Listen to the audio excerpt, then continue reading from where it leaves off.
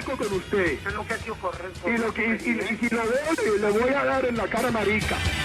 Al Poniente, un programa políticamente incorrecto. El diablo está en casa, pues. El diablo, el propio diablo está en casa. Ayer vino el diablo aquí. Todos los miércoles a las 8 p.m. desde otra parte. Mire, las grandes plagas de Colombia son el Partido Conservador, el Partido Liberal, la Iglesia Católica, las FARC, los paramilitares y Álvaro Uribe. Sintonízanos por www.morada.co/radio.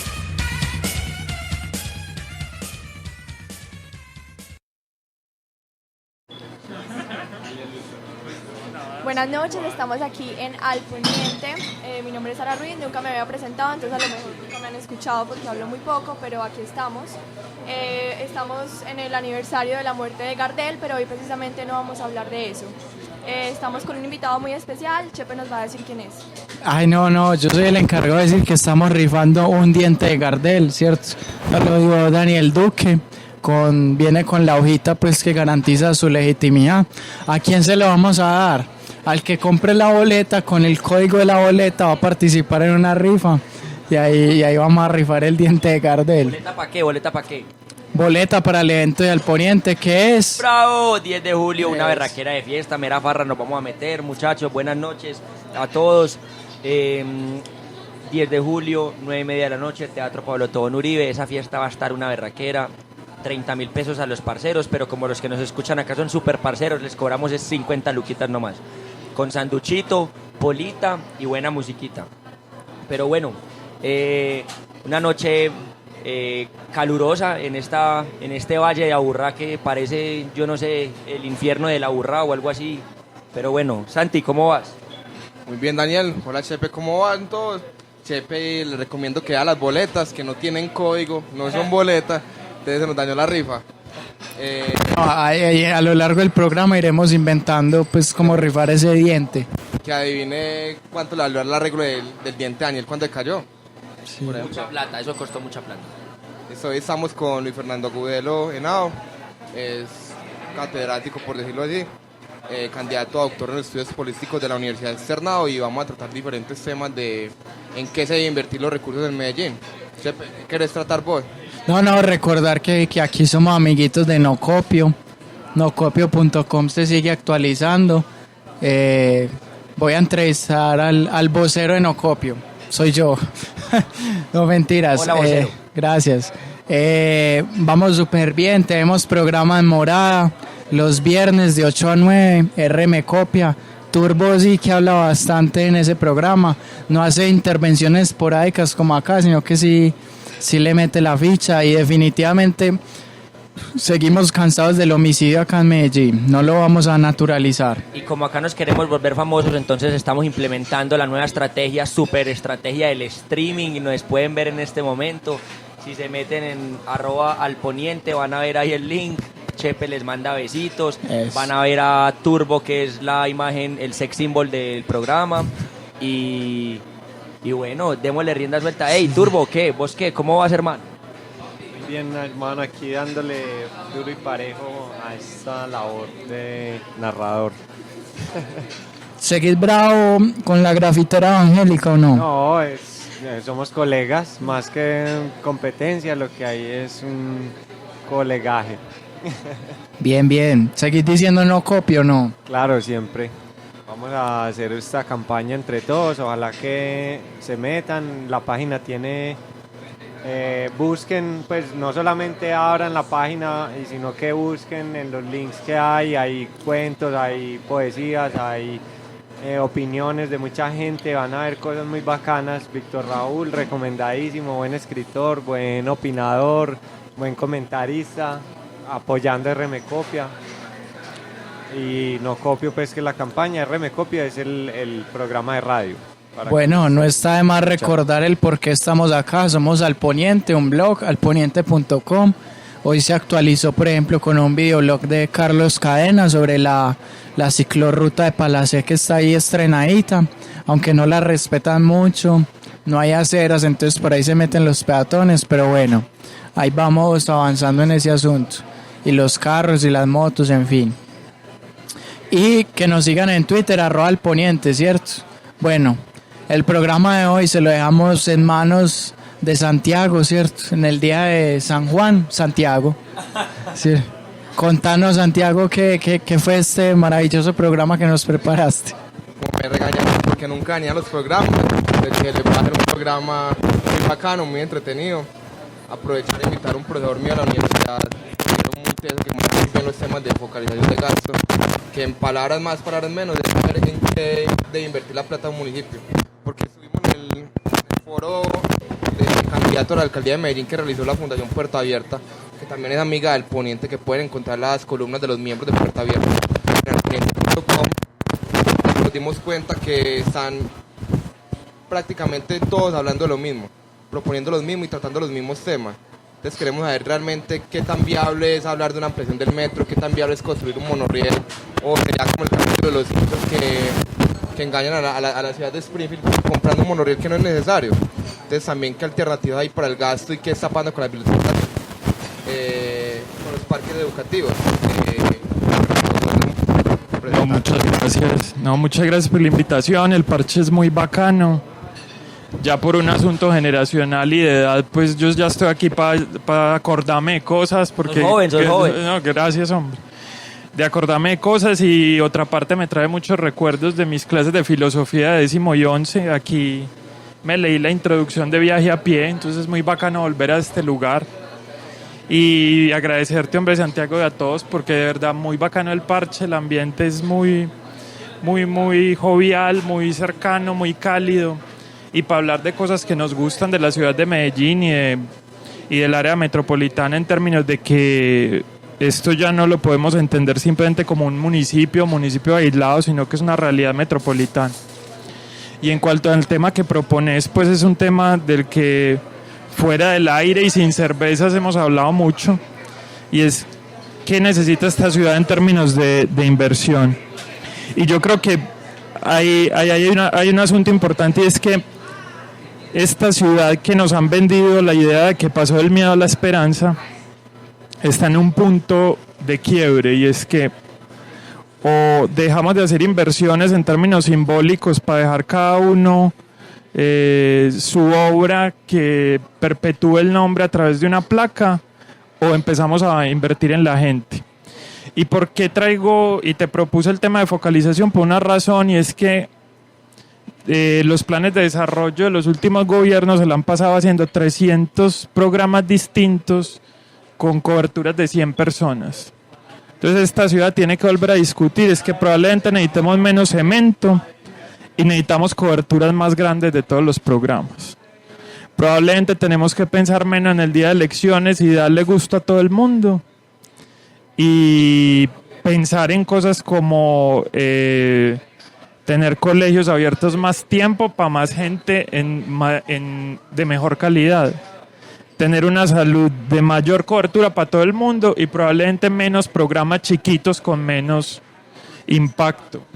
Y yo creo que ahí los grupos de tareas son fundamentales. Invertir en los jóvenes, invertir en la niñez, son recursos que tienen el retorno más alto que cualquier calle, que cualquier infraestructura que podamos pensar. Sin embargo, ahora podemos hablar de los temas de infraestructura, y es que finalmente las ciudades como las nuestras requieren infraestructuras que no tienen.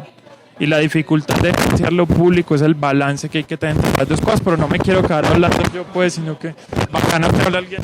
Profe, pero muy bacano, digamos, esa introducción que vos nos das acerca de ese tema de la focalización de gasto, que, digamos, palabras más, palabras menos, es cómo vamos a invertir los recursos que tiene Medellín, que a mí me parece que son bastante grandes, 4.5 billones al año, en la ciudad, ¿cierto? Digamos, cómo vamos a hacer que esos recursos en serio generen un impacto a la mayor cantidad de personas posible.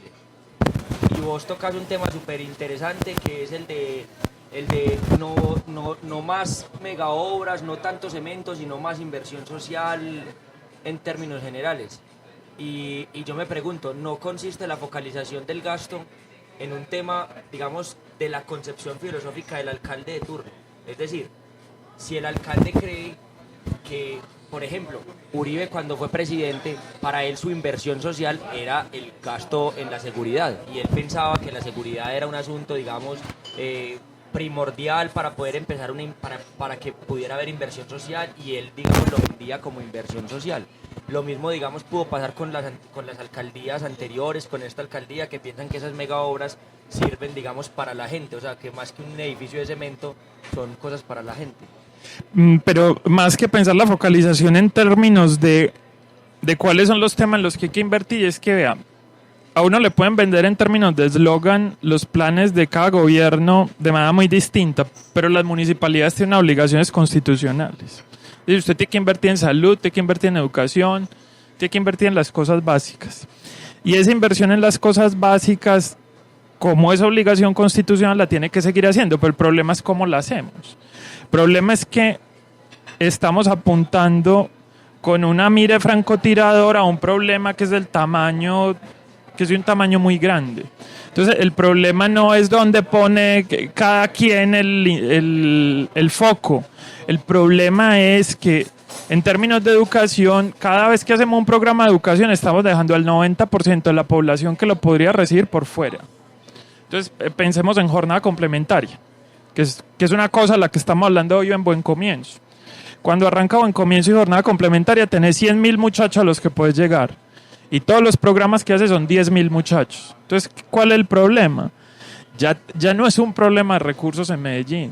El problema es que pongamos a la gente primero. Si vas a hacer jornada complementaria, si vas a hacer Buen Comienzo, no digas, es que tengo 100.000 niños que pueden entrar, pero esos 100.000 niños solo voy a escoger 10.000. Porque eso tiene un fuerte riesgo de volverse clientelar. Y es que finalmente el derecho no es un problema que esté relacionado con que quién me escogió a mí. El problema del derecho es que usted tiene unas características específicas como población y usted, el Estado, debe recibir eso. Entonces, ¿cuál es mi llamado? Y un poco las preguntas incómodas que hay que hacerle a los candidatos. Y es, candidato, hermano, o señora, deje de pensar por favor en que nos tiene que dar a todos los grupos etarios un programa chiquito. Piensen que usted tiene unas obligaciones constitucionales con los grupos sociales y haga programas universales. Esa es la cuestión a la que nos enfrentamos y a eso le adiciono un elemento adicional que es el de la participación. Y es que yo creo que la reforma de las vicealcaldías, y aquí voy a hablar un poco de lo que está pasando, han alejado al alcalde de la realidad de la ciudad. Y en ese sentido yo creo que la principal reforma que tenemos que emprender es volver a acercar al alcalde a los problemas de la ciudad. Y es que aquí tenemos organizaciones criminales que llevan 30 años. Y por otro lado tenemos barrios enteros que son dominados por pelados de 15 y 16 años con un arma en el bolsillo. ¿Qué necesitamos? Necesitamos alcaldías presentes en el territorio con capacidad para poder tomar decisiones rápidas. Y eso solo lo logramos con la universalización. Perdón, ya que mencionas eso, te pregunto, digamos, ya que mencionas lo de las BACRIM, en el presupuesto participativo, con toda la, digamos, como la infiltración de estas bandas criminales en el presupuesto, ¿cómo crees que se puede resolver eso? Desde la inmersión del alcalde y el contacto con la gente. O sea, y esa falta de segmentación, ¿qué es lo que estás proponiendo dentro de las propuestas? Ya no vemos y son BACRIM, ODIN, es decir, el Estado cada día le pone nombres distintos, pero pensemos en que son los bandidos que hay, los pillos que hay en los barrios, manejando los barrios. De entrada, la reforma fundamental que yo creo que hay que hacerle al tema de presupuesto participativo es que necesitamos funcionarios que tengan rostro frente a la ciudadanía. ¿Y a qué me refiero con esto? La ciudadanía tiene un problema y lo que hace es llamar a la administración y lo que hace es llegar un señor con un chaleco de un color y llega y dice municipio de Medellín. Y el problema no se resuelve. Vino la administración, el problema no se resolvió. Y vuelven y mandan a otro señor, probablemente con el mismo chaleco, pero con otro rostro. ¿Cuál es el problema que tenemos? Cuando hay un pillo en un barrio, manejando un barrio, usted le conoce la cara, usted sabe quién es. Ese pasa todos los días por la moto, por el parche de los pelados en la esquina y todo el mundo sabe quién es. La administración no tiene rostro en Medellín. Eso es un problema muy grave. Necesitamos una administración que conozca con quién se está negociando, que sepa con quién están en términos de quién están participando en los propuestos participativos. No pueden ser funcionarios sin rostro, simplemente con un chaleco, haciendo listas de personas. La administración pública de Medellín desafortunadamente no conoce a los ciudadanos como los debiera conocer. Necesitamos probablemente más microgestión y necesitamos rostros que permanezcan. Usted como ciudadano no tiene no tiene una frustración más grande a que le manden cada vez que tiene el mismo problema un chaleco, una persona distinta con el mismo chaleco.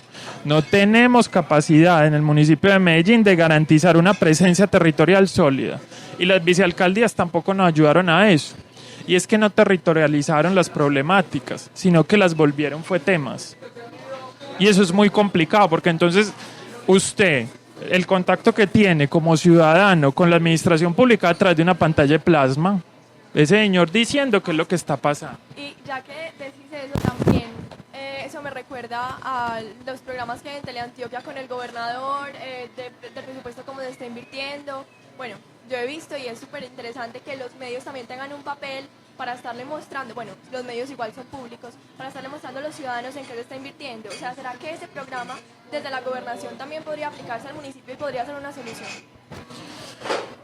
Es decir, eso como idea en términos de movilizar mensajes que sean relativamente cortos y de amplio espectro, me parece muy bien. Es decir, un poco toda esta oleada de a los presidentes, a los gobernadores o a los alcaldes que hemos tenido en América Latina en el último tiempo. Pero yo el problema más allá y es la gestión del día a día. Es decir, eso es un poco el problema de cómo el gobernante y el número uno de la organización pública lleva el mensaje a la ciudadanía de una manera pues muy masiva. Pero mi preocupación es más por la descentralización de la administración pública. Y es que a mí me da risa cuando desde Medellín decimos, no, es que Bogotá, no sé qué, Bogotá siempre nos cercena la capacidad de ser descentralizados. Ey, mirémonos el ombligo. ¿Y cuál es la capacidad que tenemos nosotros de hacer interlocución con la ciudadanía? Quiere decir que en Medellín entonces el problema de la descentralización es poner un cerca. Ese es el problema de la descentralización, no puede ser. El problema de la descentralización es el problema de que funcionarios de carrera que conocen a la gente ayuden a resolver los problemas. Un poco toda esta lógica de la policía por cuadrantes es esa. Y es que a usted no le manden un patrullero con un nombre distinto todos los días, sino que siempre esté el mismo, que usted tenga con quién hablar. Problema de la administración pública y las dificultades de la administración pública hoy en día son esas. Resolvamos problemas a la gente de carne y hueso. Y es que nuestras administraciones públicas en Colombia no resuelven un problema ni a palos. Usted ve una administración con 30.000 funcionarios, 4.5 billones de pesos.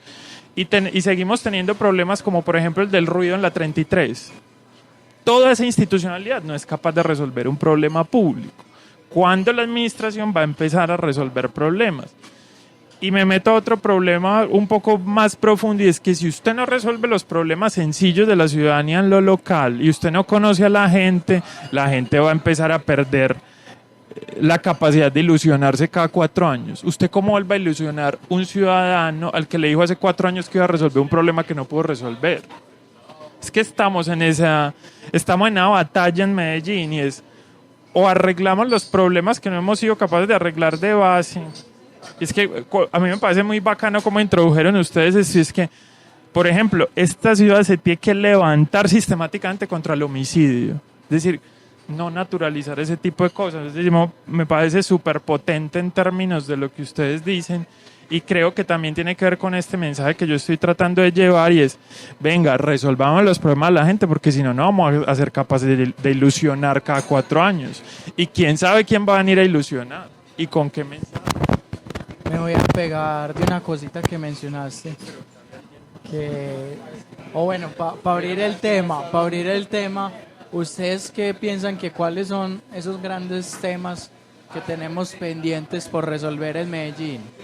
A mí me parece terrible la desigualdad de esta ciudad, aunque la verdad yo no sé, o sea, cómo invirtiendo se va a solucionar eso.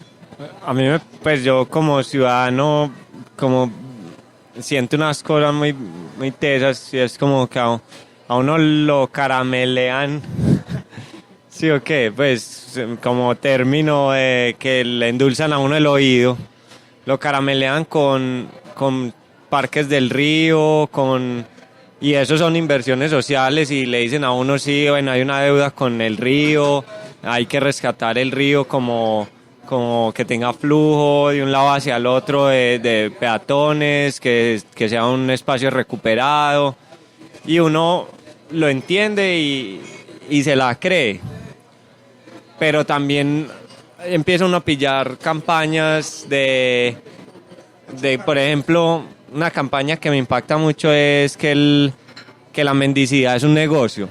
La mendicidad es un negocio, no la apoye. Si la mendicidad es un negocio, es muy mal negocio, porque yo los veo muy llevados, muy tirados. Pues y es como, o sea, eso está mal, esa gente está mal, pero lo que hay que hacer es darle la espalda. No les puedes ayudar, porque si les ayudas hay más. Es que esperar es que se mueran de hambre. Entonces es como, o sea, el mensaje está por allá, por debajo. Es como, dale la espalda al mendigo, pero vamos al parque a montar en bici y vamos a recuperar el parque que nos quitaron los mendigos y vamos a montar en bici donde los mendigos que han echado de Barrio Triste, que los mandaron después para la glorieta de la minorista, que los sacaron de la glorieta de la minorista y los tiraron para el borde del río, los van a sacar del río y ¿para dónde los van a mandar? Es como, o sea, la ciudad se contradice con esas cosas. Es como el ciudadano promedio tiene unas inversiones sociales que están, claro, o sea, la inversión social no puede ser que te compren menos o que te quiten ignorancia. Pues la inversión social tiene que estar reflejada en algo físico, ¿cierto? Sea una universidad, sea unos libros, sea computadores para los niños pobres, sí, que no tienen luz, pero tiene que haber algo. Pero también eso como es eso, pero eso es para quién, eso es para nosotros los que tenemos bicicleta, o esos parques son para que esos manes que están ahí consumiendo azúcar se vayan para otra parte, o es como una contradicción que yo siento como en la administración. Turbo, pero como vendedor de bicicletas no debería hablar tan mal de las bicis, hermano. Turbo, eso te sirve mucho. Porque tratamos entonces primero el tema de Parques del Río y seguimos con nuestros puntos de vista. O Santi, o contanos de pronto es un problema grande que le A mí me parece un problema muy grande la falta actual de la inversión en industria en Medellín. Medellín llegó a ser considerada como una ciudad muy industrial y las últimas cifras que sacó la ANDI en cuanto a producción económica de la industria en Medellín son paupérrimas. Y eso hace que la empresa no tome responsabilidad a nivel regional del desarrollo. Antes Medellín era la base donde todo el mundo llegaba a buscar trabajo. Medellín ya no se ve en esa posición de poder albergar todo el desplazamiento que llega a la ciudad, sea por violencia o no. Medellín tiene que también empezar planes de sectorizar la producción en el área metropolitana o incluso por subregiones. A mí me parece súper interesante los temas que ustedes plantean, y yo creo que a pesar de que hoy estemos con la cifra más baja en 30 años de homicidios en Medellín, el problema del respeto a la vida es el más importante en la ciudad, y eso tiene que ser una cosa clara. Y yo, dentro de mis principios, el primero es que la vida es sagrada y que se tiene que respetar como bien supremo. Aquí en Medellín todavía se mata, y se mata por accidente, digamos porque lo confundieron y ese no era el pillo que querían matar, o lo mataron porque algo tenía que ver ese man, y digamos yo creo que esa es la intención de esa campaña de no copio que nosotros siempre hemos resaltado. Pero Dani, yo te hago o sea, más que la vida sea sagrada, nosotros estamos no es defender la vida de un man que nos tiene como vivir y que está a punto de morirse, es más que todo es como no al homicidio, no es sí a la vida, así sea el del peor criminal, sí, pues, cualquier pero sobre todo hacer hincapié que la campaña no copio está desenfocada en no el homicidio. Estos días mataron un man inocente en la Plaza Mayorista, no sé si escucharon la historia. Si es inocente o si es culpable. Bueno, por los linchamientos, que la gente está muy de auge linchar a cualquier persona que cojan, lo confundieron con un ladrón, lo mataron y después con qué cara le dijeron a la mamá, vea, matamos a su hijo. Pero es que, bueno, El problema para mí, más que lo hayan matado por equivocación, es que lo mataron. Ya, lo mataron. Y eso tiene que ser una tragedia en la ciudad. O sea, cualquier homicidio es una cosa terrible, así sea del peor delincuente. Y yo sí pienso, digamos, perdón si vuelvo a la discusión anterior, que hombre, yo estoy de acuerdo, lo de pues esta discusión sobre la focalización del gasto y tal, pero hombre, sí hay que focalizar los recursos también en un número determinado de personas. Es decir, también lo dice la Corte Constitucional que existen unos grupos determinados de personas que merecen una atención especial. Por ejemplo, en Medellín nunca se ha mirado a los campesinos, el 70% de esta ciudad es rural y nadie se ha preocupado por ellos y han estado en el olvido absoluto. Nadie se ha preocupado por una política pública para los habitantes de calle, que lo mencionaba Turbo, y esas personas, digamos, sí son apenas unas cuantas miles, no son 100.000, y a esas personas hay que, digamos, hacerles unas atenciones muy especiales, y que yo estoy de acuerdo, profe, que digamos no se han dado, digamos, las respuestas adecuadas y que no se ha solucionado el problema como tal, pero claro que sí hay que mirar las poblaciones diferenciadas, cómo se ha discriminado, digamos, la población LGTB en la ciudad, cómo se ha atacado, digamos, Medellín tiene, según la Secretaría de la Juventud, 590.000 jóvenes entre los 14 y los 28 años.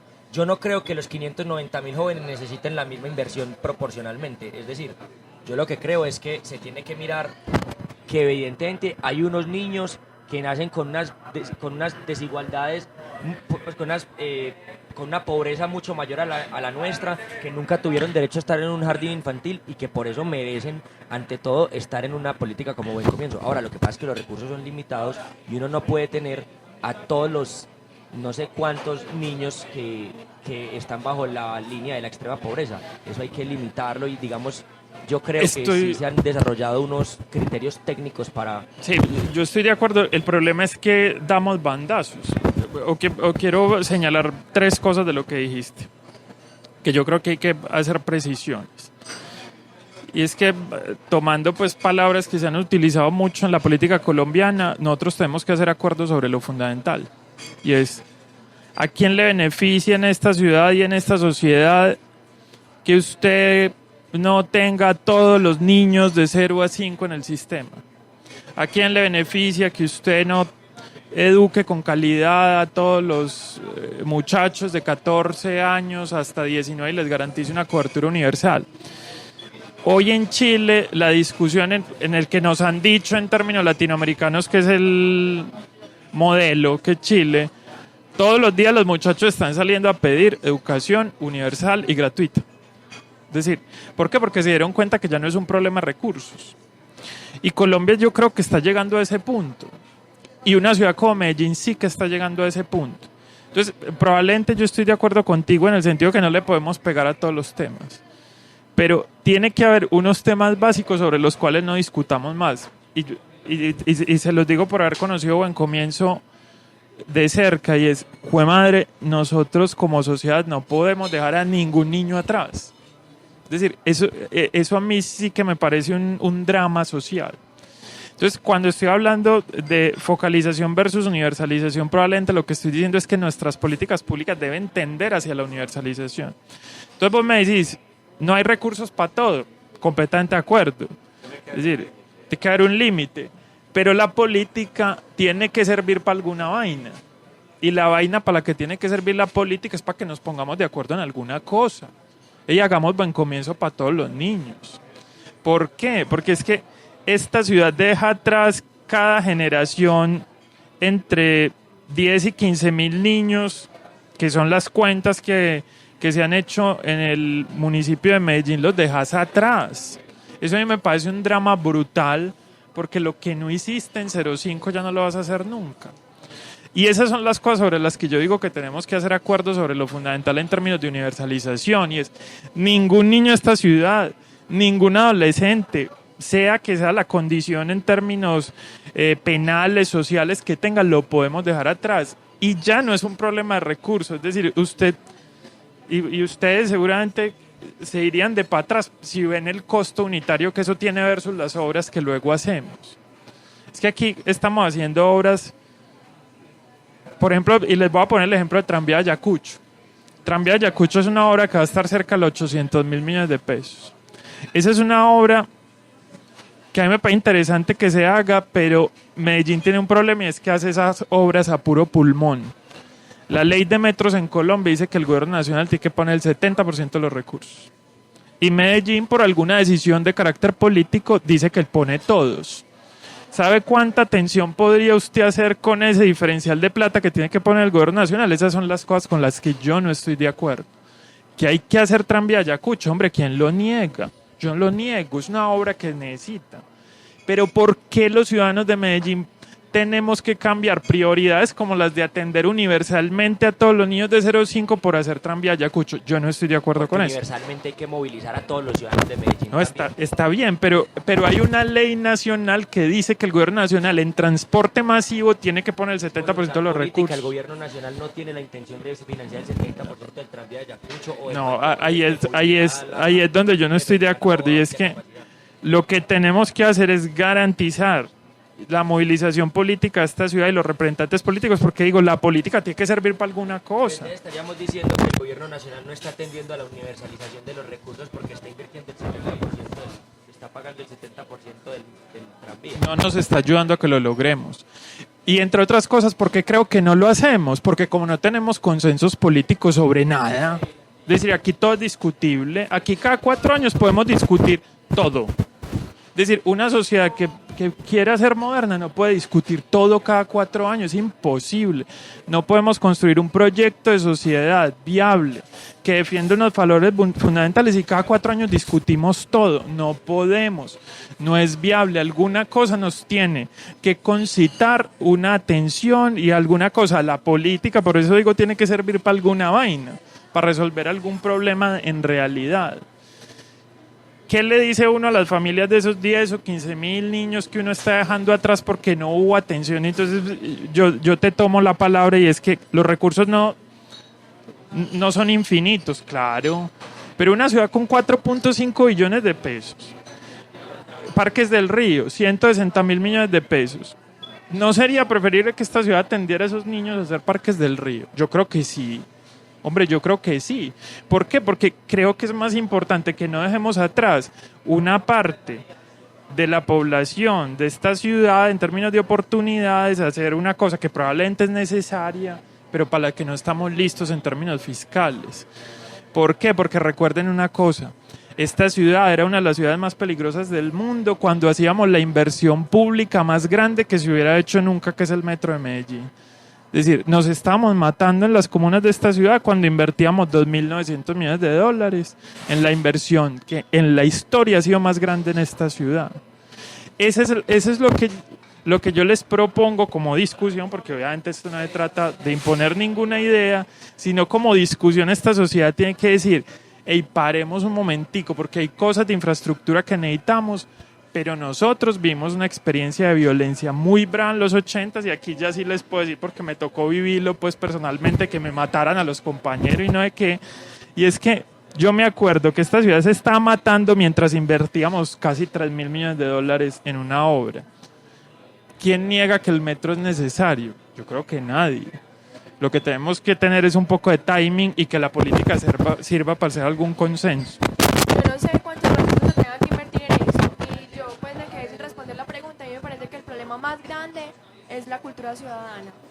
Por ejemplo, en Medellín, ¿cómo vamos en la encuesta de, bueno, decía que para el 2013 la gente estaba muy conforme con la inversión en proyectos culturales.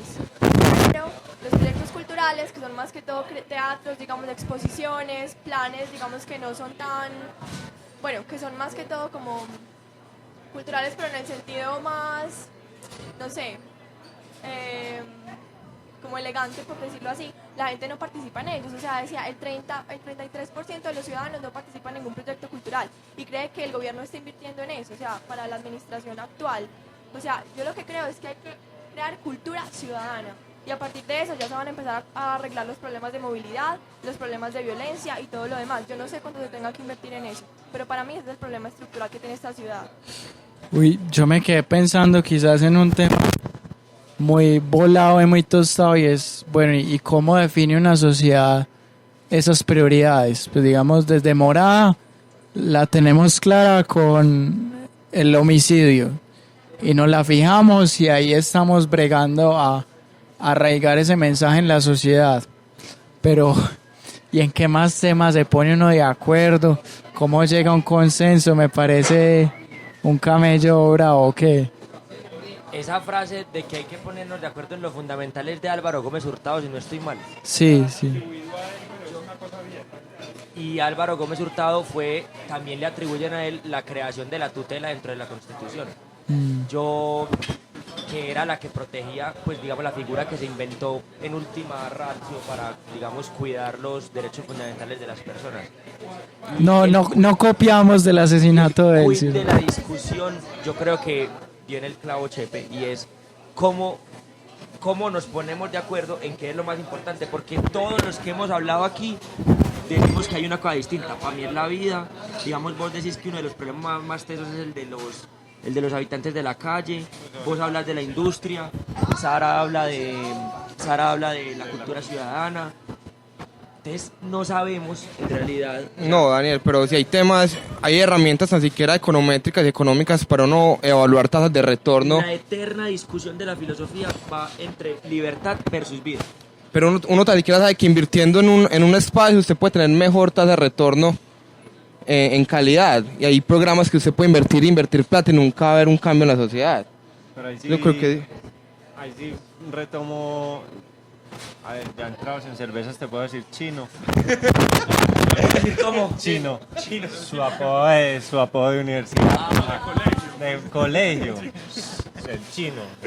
Fernando, profe. Bueno, también. Que cuando vine a este lugar todavía era conocido. Sí, todavía es conocido como el chino en el bajo mundo de las universidades privadas.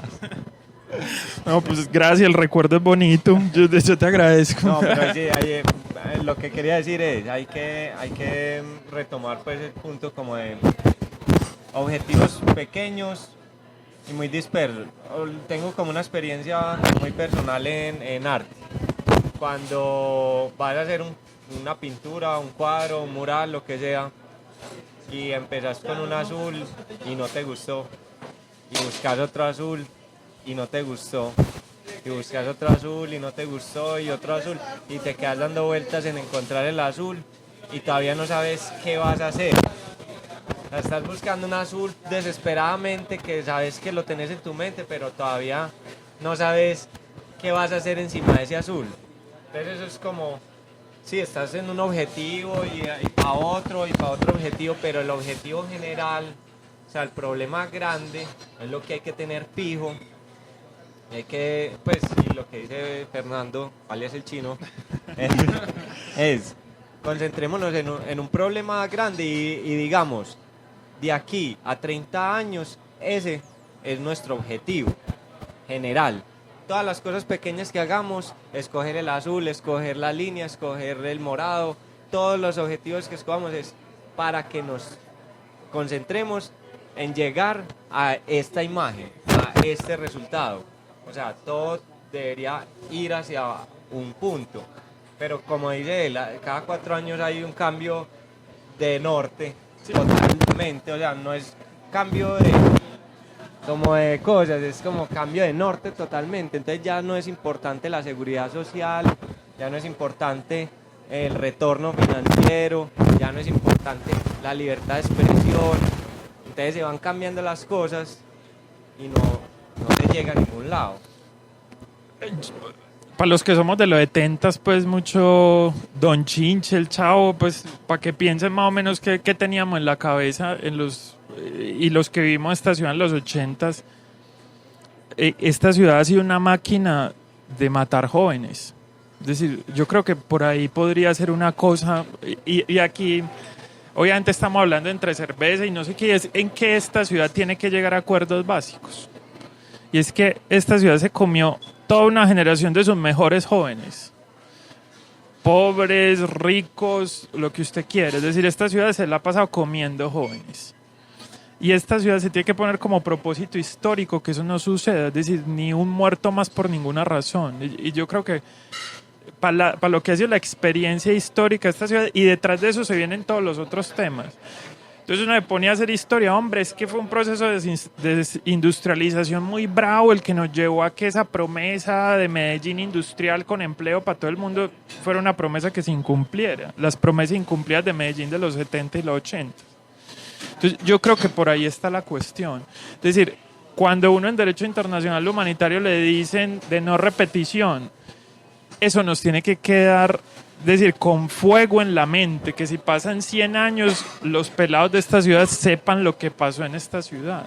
Es decir, yo vi caer a mis compañeros de colegio porque estaban mal parchados un día, y eso no puede, es decir, eso no se puede repetir, no nos podemos seguir comiendo a la gente joven de esta ciudad, y yo creo que por ahí hay un acuerdo sobre lo fundamental, si uno lee un poquito la historia de esta ciudad. ¿Qué es lo que le tenemos que pedir a la política como ciudadanos? Pónganse de acuerdo en algo, que tengamos un proyecto histórico que cumplir, porque si no, entonces la política no tiene capacidad de vender nada. ¿Por qué? Porque vendes una obra y al terminar la obra vas a terminar tremendamente insatisfecho, es decir, pues pasas por el puente y sí, bueno, y, es decir, ¿en qué cambió esto?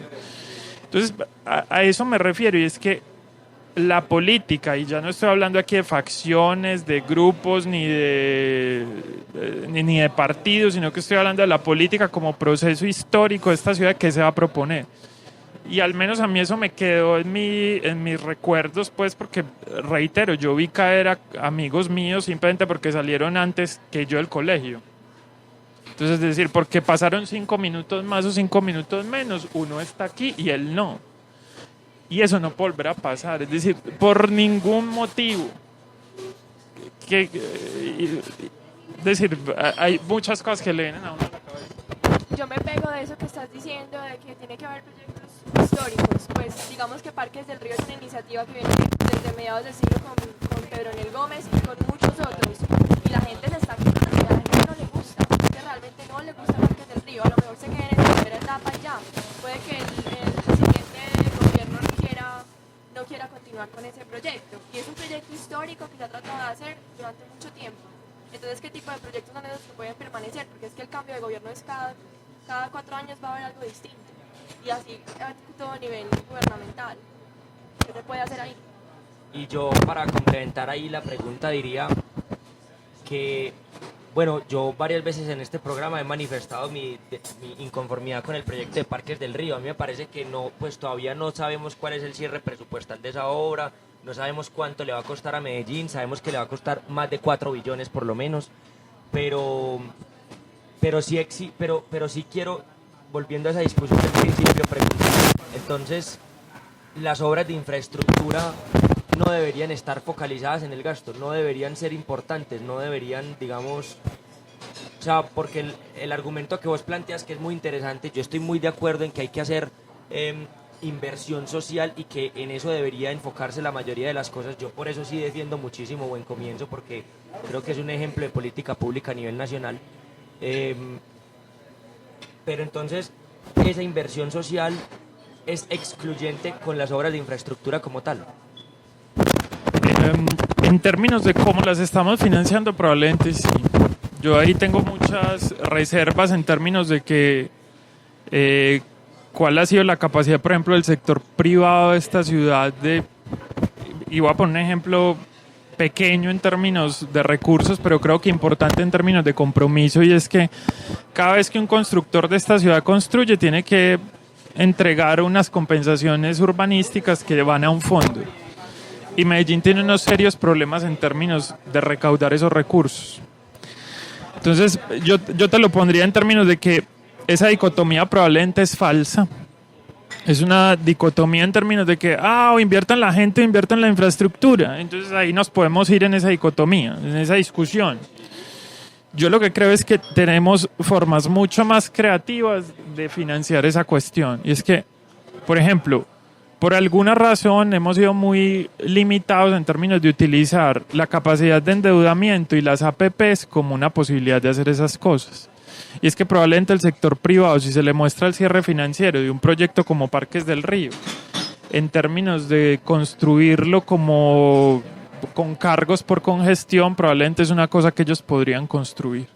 Entonces yo creo que aquí también una de las cuestiones que tenemos que hablar en términos de la política frente a los privados, y un poco también respondiendo tu pregunta, es que tradicionalmente en Colombia, en América Latina, nos hemos puesto como ciudadanos frente al Estado. Y probablemente el sector privado de esta ciudad, que ha sido uno de los grandes beneficiados de lo que ha pasado en esta ciudad, es que aquí hay gente que gana mucha plata. Es decir, usted aquí ve grupos empresariales que ganan mucho dinero y probablemente el involucramiento, y no solamente para que dejen de hacer buenos negocios, sino para que sigan haciendo buenos negocios, es involucrarse más en cuestiones de infraestructura. Entonces, ¿y por qué te lo digo? Las obras de 4G han requerido mucho menos recursos de los que tradicionalmente requería la obra pública. ¿Qué quiere decir? Si hay maneras creativas de traer el capital a que las ciudades funcionen mejor. Entonces, yo creo que ahí también tenemos dentro de las cuestiones como proyecto histórico, y es que el sector público y el sector privado, que es, a pesar de que en esta ciudad han trabajado de manera más o menos conjunta, tenemos que profundizar eso. Y ahí uno se tiene que ir para los casos internacionales, y es que las ciudades que mejor funcionan son las que logran hacer mejor ese complemento. Y no es un Estado capturado por unos políticos corruptos haciendo obras que les interesan a ellos, y por otro lado el sector privado. No, ahí tiene que haber una cosa que funcione de manera más o menos articulada. Y eso es uno de los asuntos que en términos de proyecto histórico nos tenemos que poner, y es que aquí ha habido una gente muy marginada, y es que cuando uno ve los modelos de Pedronel de cómo era la ciudad, probablemente eso es una idea bastante elitista de cómo debía haber sido la ciudad. Porque es que si usted se pone a pensar, del Parque Aranjuez para el norte, ha sido como la gente ha podido. Es decir, usted llegó a esta ciudad y le compró a un constructor pirata, y ahí no hay planeación posible. Entonces yo creo que esa es la cuestión, y es, venga, sector público y sector privado nos tenemos que sentar también, porque es que esta ciudad no puede seguir haciendo todo a puro pulmón del gobierno. ¿Por qué? Porque el gobierno tiene que tener unas cosas que sean prioritarias, y personalmente, y esto pues aquí está ya desde la postura que uno tenga ideológica y todo, y yo creo que es la gente, yo creo que es la niñez de esta ciudad, y yo creo que son los jóvenes de esta ciudad. Vos hablabas como de esa dureza de la Medellín que te tocó en el 80, a principios de los 90. Pues ya no es un Edén, pero no creo que sea igual. ¿A qué se debió ese cambio? ¿A inversión? ¿A un consenso de la sociedad? ¿O que pasan las mismas cosas pero más soterradamente? Es una pregunta muy tesa, usted no, muy duro, pero a ver, yo cómo lo pongo, es decir, yo creo que aquí claramente lo que ha habido es un hartazgo en la sociedad en términos de que, por ejemplo, uno ve una gran riqueza en movilización juvenil que no veía antes. Eso es una cosa que esta ciudad ganó, y perdóneme que sea menos, ¿cómo decirlo?, menos optimista.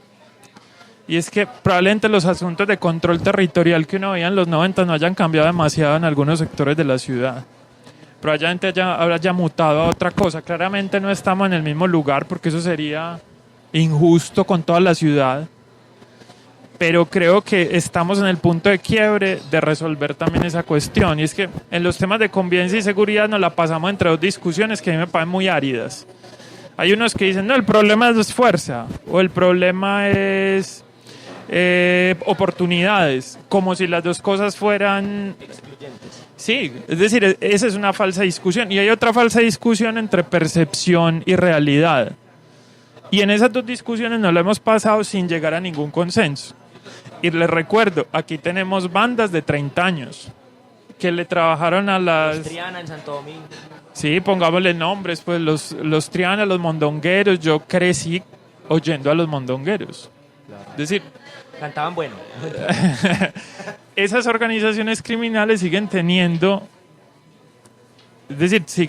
presencia en esta ciudad.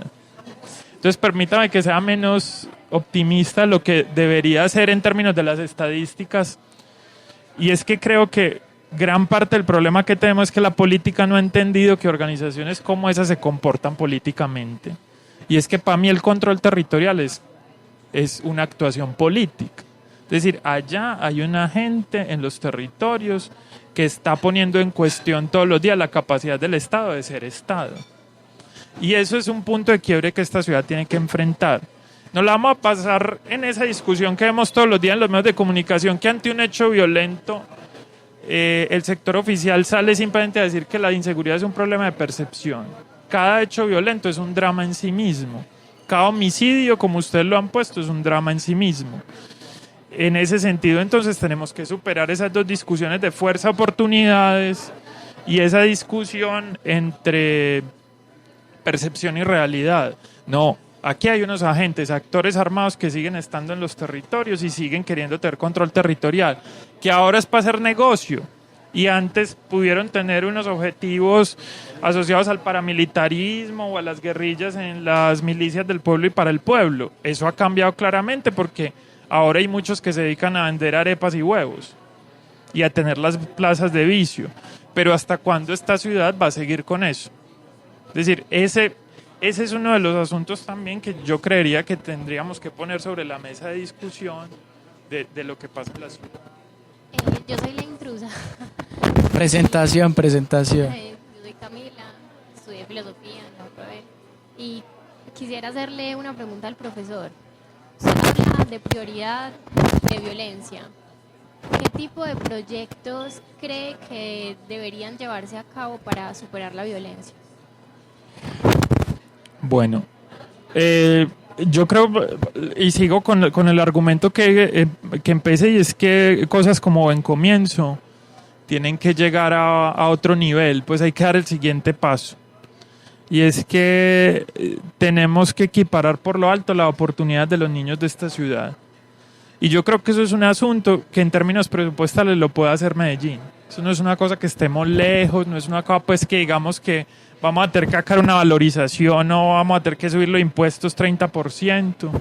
No, yo creo que es una cosa de decisión política y es que ningún niño se quede atrás.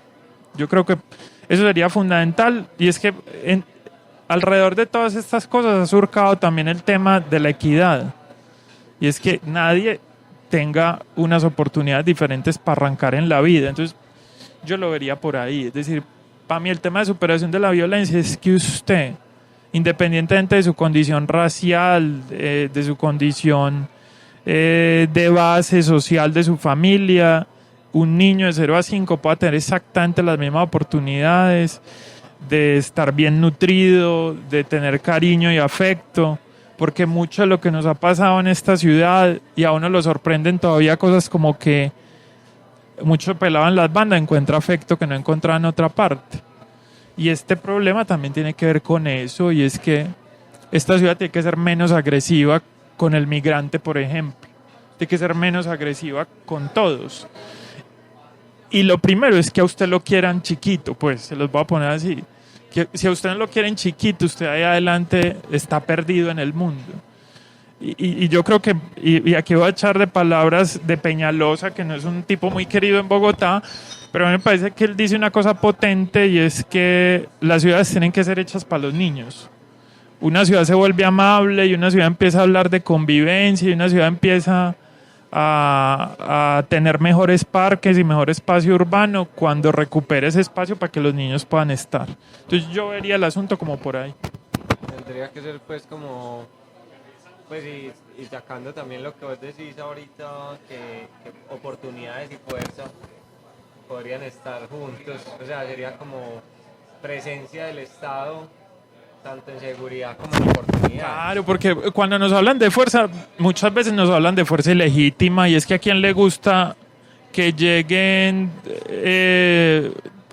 20 personas en motocicleta y por la condición de joven, entonces a usted lo paren cada vez que pasa al frente de la casa. O lo casquen o lo maten porque pues, tiene 20 y parece raro. Eso es un asunto, y entonces hemos crecido mucho en pie de fuerza, pues eso es suficiente. Pues esa es una pregunta que nos tenemos que hacer, y es que el ejercicio de la fuerza en el territorio tiene que ser legítimo. Si no, territorialidad, pues tiene que haber... Entonces por eso la dicotomía es falsa. Es que ¿quién dijo que la gente no quiere presencia del Estado en los territorios? Claro que quiere. Pues entonces el problema es cómo la ejerzo. Sí, el problema es cómo ejerzo la fuerza del Estado en los territorios. Y es que no hay que olvidar una cosa, y es que la formación de los cuadros de policía y ejército de este país todavía sigue siendo antisubversiva. Hasta que no cambiemos esa mentalidad y pasemos a una policía de verdad, que sea una policía de cercanía, una policía que entienda más su trabajo como un trabajo civil. Empezando por otra razón, y es que recuerden una cosa, y es que nosotros seguimos teniendo la Policía Nacional en el Ministerio de Defensa y no en el Ministerio del Interior. Sigue siendo una cosa tremendamente militarizada. No hay país de América Latina que no haya pasado la policía de defensa al interior. ¿Por qué? Porque es que el problema de la convivencia no es el mismo problema del orden público. Son cosas distintas. Entonces, si usted piensa en cómo la formación de los cuadros policiales en este país es una formación antisubversiva, vista desde la perspectiva del orden público, mantenga el orden público, no garantice la convivencia, que son dos cosas completamente diferentes en términos del ejercicio de la autoridad. Entonces, digamos, ya un poquito para cerrar el programa, esto se le pasa a uno volando cuando discute como tan bacano, pues a mí me parecen muy chéveres estas discusiones. Hay que ponernos de acuerdo en los fines y para eso, digamos, cada cual utiliza sus medios, entendiendo que los medios deben ser buenos, deben ser, digamos, es decir, la derecha y la izquierda deben ponerse de acuerdo en que lo más importante es esto. Ya la izquierda sabrá cómo llegar a eso y la derecha sabrá cómo llegar a eso, o no estamos de acuerdo. Claro, por ejemplo, en Morada hay un acuerdo y es que este programa se acaba a las 9, ¿cierto? No, pero la discusión es súper interesante. Yo creo que como muchos de los programas que hemos tenido queda súper abierto esto. Ya saben que podemos seguir, digamos, le tocó escribir columnas. Le tocó escribir una columna al profe en Al Poniente, grabarnos un videoblog de 2 minutos. Y bueno, no, muchas gracias allá a todos los oyentes, Chepe, Fer, Santi, Sarita. Definitivamente es un placer compartir con ustedes esta mesa de discusión, profe, muchísimas gracias. Chepe. Bueno, buenas noches.